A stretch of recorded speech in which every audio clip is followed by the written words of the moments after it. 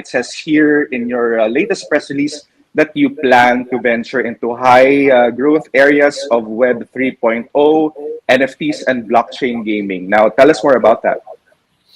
Well, Web 3.0 is really just kind of that's kind of just the I guess the blanket term for a more decentralized internet, right?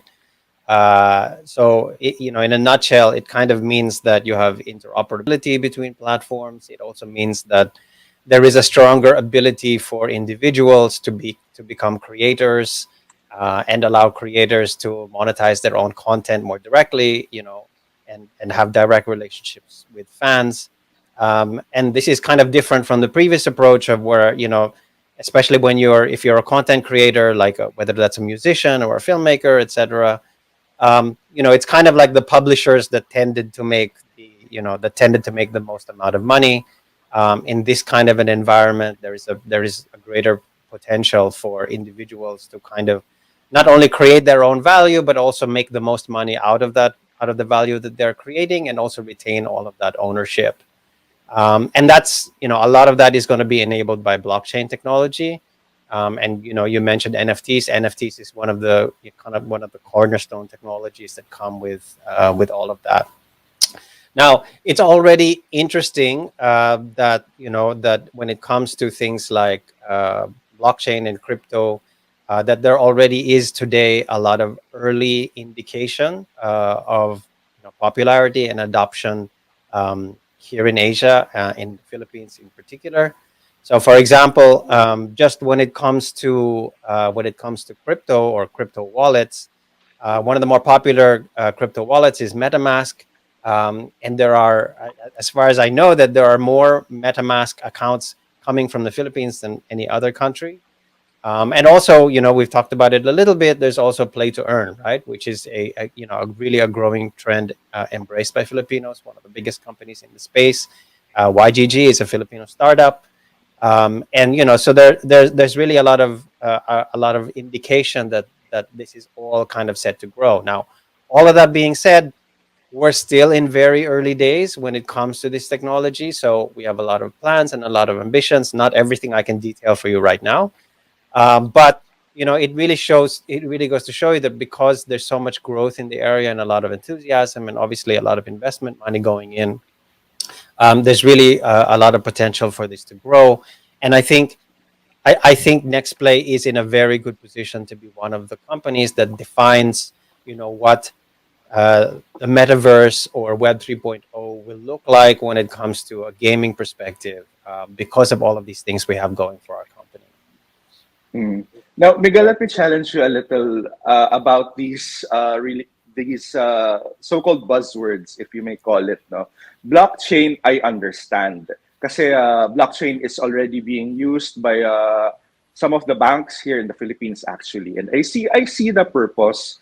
Pero Right. NFTs, medyo, I don't know, I'm still on the fence on that one. Kasi some experts are just saying that NFTs are basically making scarcity out of something that's not supposed to be scarce, or parang it's a Hmm. fabricated. It's a what's the right term for it? Parang it shouldn't be scarce in the first place. Images, things like that.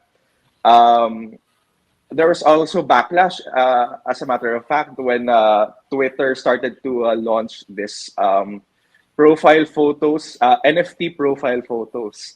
Na parang pwede mo namang i-right click yan and everybody gets a copy, things like that. So, what makes you a believer on these NFTs? So first of all, I think we're only seeing the tip of the iceberg when it comes to how NFTs are being applied. And I think the most visible things are the things you said. It's things like, people sort of look at it and say, ano ba yan? Animated GIF lang yan. Why is it so valuable? Or it's just a little bit of code or whatever. It's just a little piece of art. But first of all, there's a couple of things to say about that. One is, first and foremost, just because you or somebody like you, or just because as a person you think that has no value for me, it doesn't mean that it has no value for other people.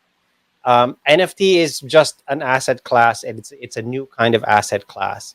And if I think about other existing asset classes that have been around for a long time, Um, there are a lot of people who sort of look at a painting and think, why the hell would anybody pay so much money for that painting? And yet, for somebody who's really into that artist or really, digs that kind of style, they're willing to pay, whatever for that. One of my hobbies, for example, is watch collecting. Why would somebody pay $100 million for a Rolex Daytona, just because it was worn by Paul Newman?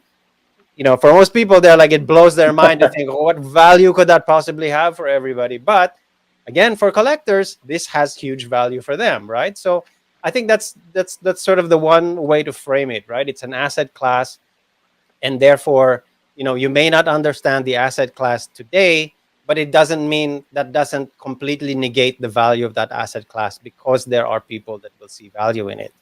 But the second thing also is that, because I think what you're seeing, artwork, gifts, etc., this is currently the most visible application of NFTs.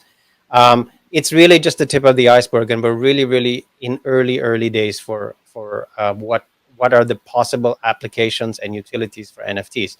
An NFT is nothing more than just a digital unique item, right? It's something that represents something that's unique.